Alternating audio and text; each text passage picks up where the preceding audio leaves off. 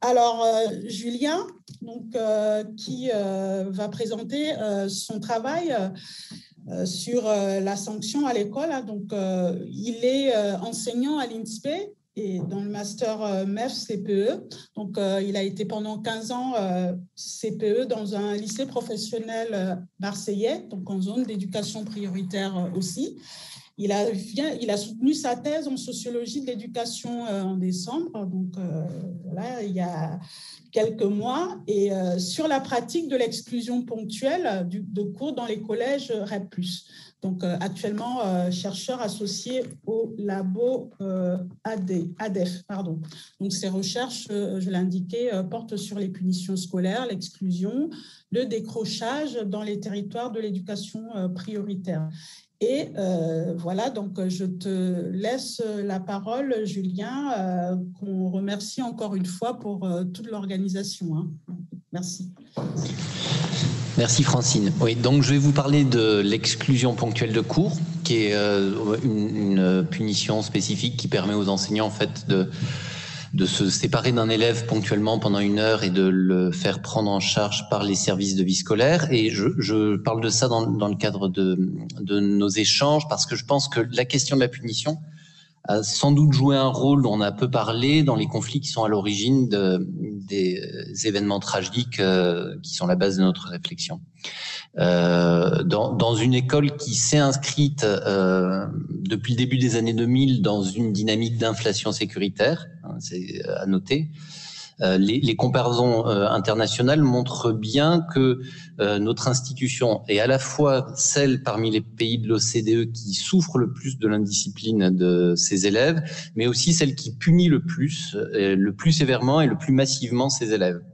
Et paradoxalement, cette question reste dans notre pays une question taboue, frappée d'indignité intellectuelle, ce qui fait que elle est très peu étudiée par la recherche, qui finalement occulte artificiellement des situations éducatives, ce qui constitue pourtant une part importante de ces interactions dans les classes, dans les établissements, avec le risque de déformer largement les résultats de nos recherches. Cette invisibilisation, elle a plusieurs conséquences. Elle contribue d'abord à privilégier fortement des représentations de sens commun chez les professionnels à propos de la punition, mais aussi chez les chercheurs. Elle participe aussi à faire de l'école une zone de non-droit, dans laquelle l'activité disciplinaire reste soumise à des positionnements individuels et contribue à développer chez les élèves un sentiment d'injustice. L'idéologie républicaine qui promeut un rapport à la norme transcendée par la loi, qui serait la même pour tous et toutes, se heurte en fait à la pluralité de l'application de règles défendues individuellement, différentes selon les établissements et selon les classes. Dans le rapport produit par l'inspection générale à propos de l'assassinat de Samuel Paty, on peut lire en creux une forme de banalisation de mesures qui sont proscrites par le droit scolaire.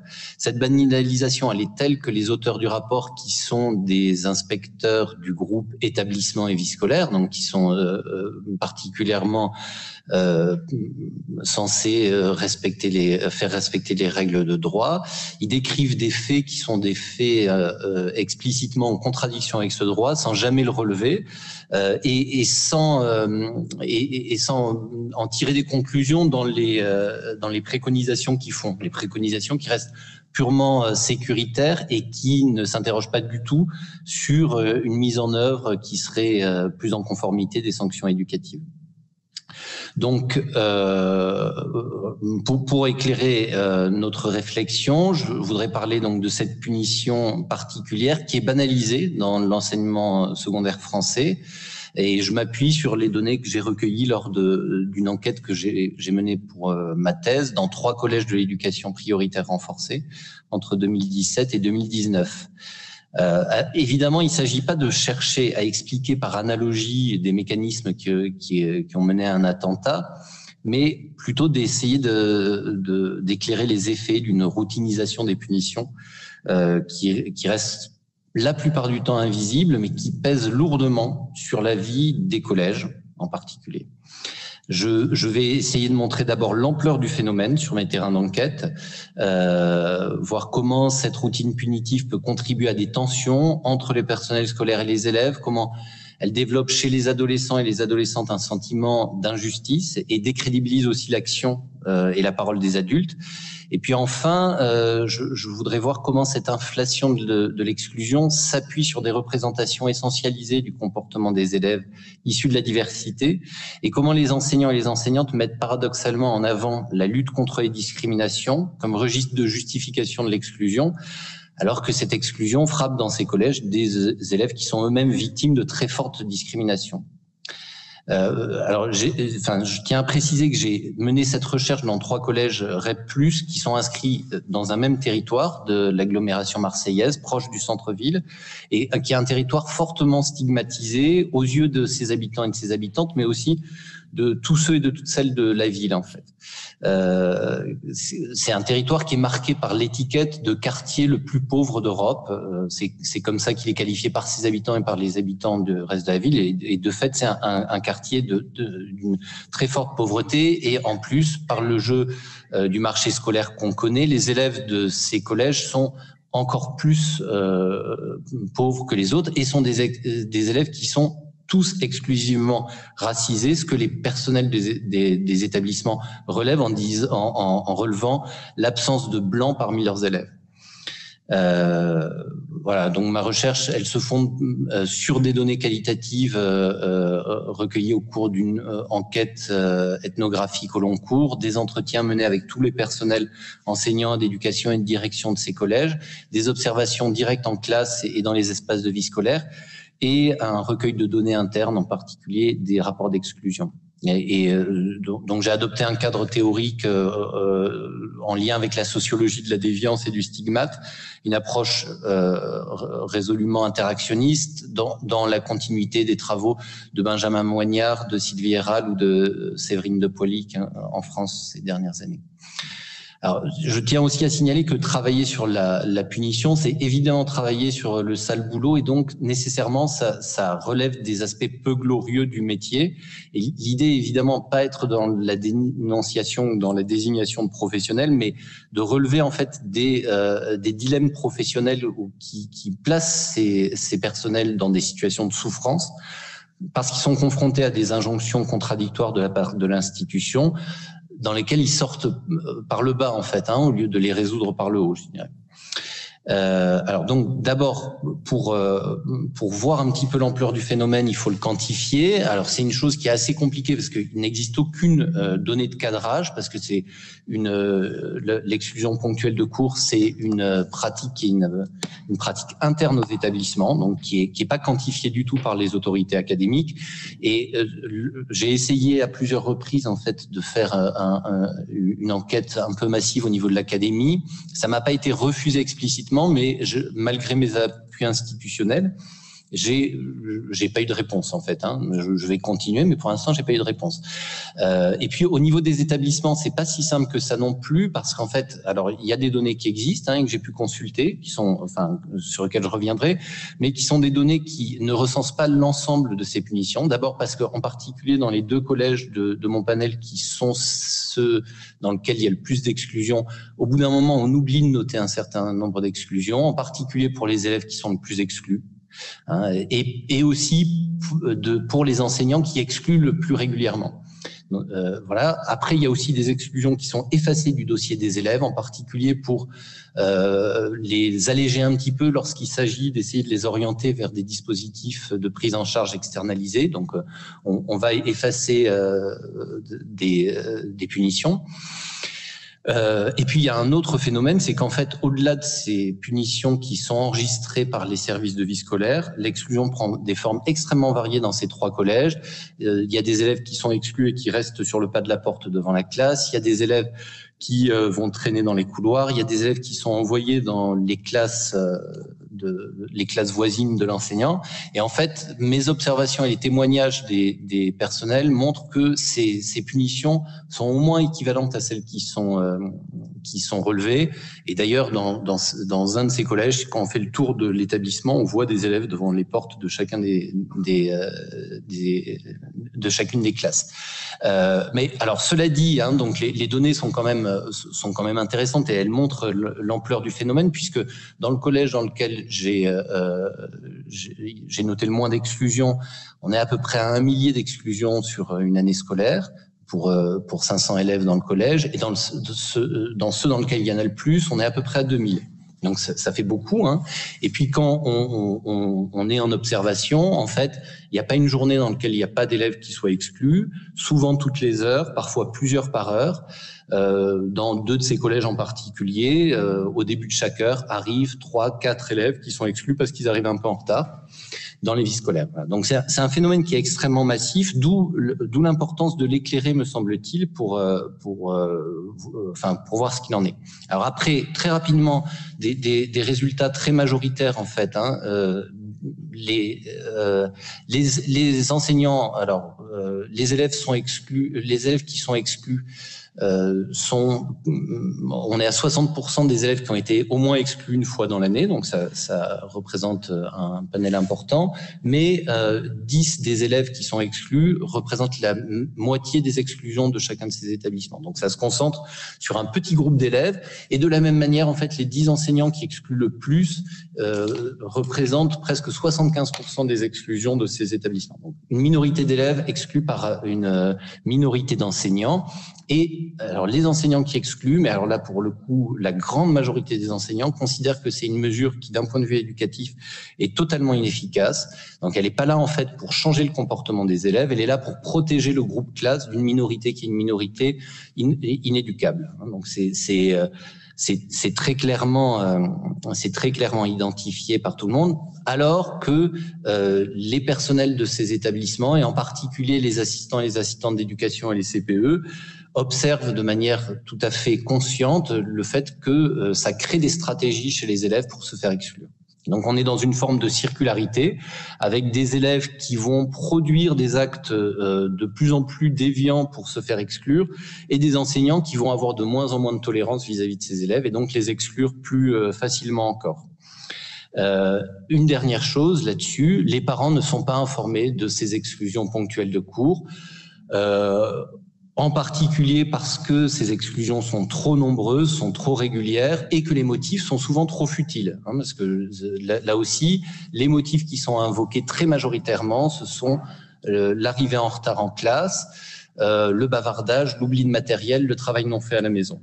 Hein, donc comme officiellement c'est une punition qui doit rester tout à fait exceptionnelle et répondre à des mises en danger de la classe ou de l'enseignant, on communique très peu vis-à-vis des parents sur ces exclusions ponctuelles de cours, et généralement les parents en sont informés a posteriori lorsque le poids de ces exclusions vont engendrer des sanctions plus importantes. Voilà, donc très clairement, hein, cette routinisation de l'exclusion, elle participe à la production de parcours de rupture chez les élèves qui sont le plus exclus. Elle contribue aussi à crisper les relations et entre les adultes et leurs élèves, et entre les adultes eux-mêmes, parce que c'est une punition qui est l'objet d'extrêmement de tensions entre les adultes, entre les enseignants et entre les différents services de l'établissement scolaire. Et les enseignants qui sont les enseignants qui excluent le plus sont décrédibilisés aux yeux à la fois des élèves et de l'ensemble des personnels. Donc j'ai eu toute une série de témoignages sur tel enseignant, de toute façon, il exclut des élèves pour un rien, etc. Ce qui fait que, évidemment, les élèves qui sont soumis à ces exclusions le considèrent très fortement comme une injustice très forte. Voilà. Alors, pour faire un petit pas de côté, dans les discours des enseignants en particulier, une absence très forte que j'ai notée, c'est l'absence de la considération des conditions de vie sociale des élèves. Donc, on est encore une fois dans un quartier qui est parmi les plus pauvres de France et d'Europe, avec sans doute 55% dans le quartier de personnes qui vivent sous le seuil de pauvreté, et donc sans doute plus d'élèves encore qui sont des élèves pauvres. Le terme pauvre ou pauvreté n'a jamais été prononcé dans mes entretiens. Donc 51 entretiens d'une heure ou plus chacun, on n'a jamais parlé de pauvreté. Et la question en fait de la difficulté sociale est plutôt évoquée pour expliquer les conditions de travail difficiles dans lesquelles exercent les enseignants. Je cite une enseignante, on voit très bien le déplacement. Elle dit « On a des enfants qui souvent sont dans des situations très complexes, voire de violence, qui peuvent être agressifs parce que la vie est dure pour eux à l'extérieur. Ils sont donc agressifs entre eux et malheureusement de plus en plus avec nous aussi. On se rend compte que la violence du quartier est en train de pénétrer dans le collège et forcément on en souffre. Donc on voit bien en fait l'explication de difficultés sociales, elle se déplace en fait sur la vulnérabilité ressentie par les personnels. Et ça me conduit à une seconde observation.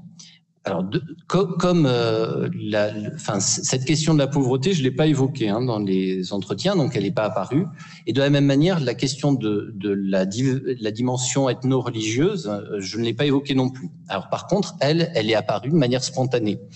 Alors, elle est apparue de manière spontanée, de manière un peu particulière, parce qu'en fait, dans les deux établissements dans lesquels j'ai été j'ai passé le plus de temps et dans lequel j'ai entretenu une forme de familiarité avec les personnels, elle est apparue dans les interstices et pas dans les entretiens. Et par contre, elle est apparue beaucoup plus largement dans le troisième établissement dans lequel j'ai pas entretenu de forme de familiarité avec les enseignants. Donc, dans les interstices, elle est apparue par exemple dans les rapports d'exclusion.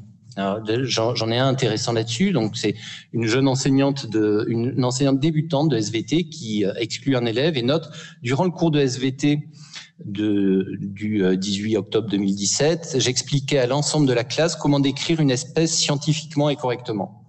Je leur ai expliqué qu'il fallait la décrire en nommant les caractères qu'elle possède. J'ai décidé de leur donner un exemple concret, la couleur de notre peau. À ce moment, un élève donc me traite de raciste, chose inadmissible à mon sens. Je lui explique que je pourrais porter plainte pour diffamation. Et donc on voit ici le retournement opéré par cette enseignante alors qu'elle a proféré des propos objectivement et scientifiquement racistes dans le cadre d'une classe où tous les élèves sont racisés et qui à ce titre possède une expérience personnelle du raciste. Elle exclut l'élève de sa classe, punissant ainsi la victime. On voit l'antiracisme qui est à ce point érigé par l'éducation nationale comme un absolu moral que l'accusation de racisme par un élève constitue l'outrage ultime dont il faut se protéger ici en rejetant l'opprobre sur l'élève.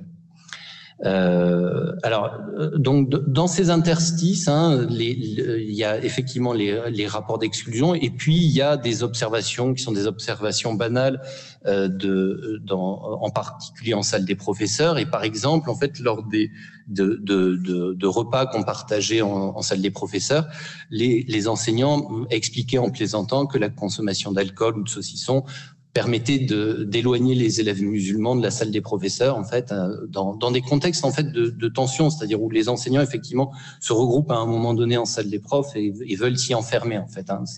Voilà. Alors dans le troisième collège, par contre, la grille de lecture culturelle, ethnique, elle est mobilisée très spontanément, comme par exemple cette jeune enseignante qui me dit dès le départ de son entretien, alors que je lui demande comment ça se passe dans l'établissement et qu'elle m'explique que finalement c'est pas si dur que ça, mais que elle a été obligée de s'adapter. Elle me dit il faut vraiment leur expliquer que c'est pas comme ça que ça se passe en classe ou même en France. Il y a une incompréhension de leur part en disant mais pourquoi elle attend ça de moi? On n'attend pas ça de moi chez moi, on n'attend pas ça de moi dans la rue. Par exemple, ne pas cracher. C'est quelque chose qu'il faut leur marteler dès le début de l'année. Ils disent mais j'ai un glaire, pourquoi je cracherai pas? Enfin voilà.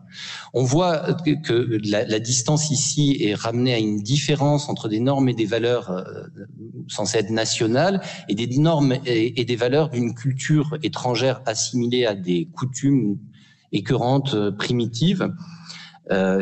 Avec l'usage de termes crus qui marquent le dégoût de cette jeune enseignante pour des traditions qu'elle juge répugnantes.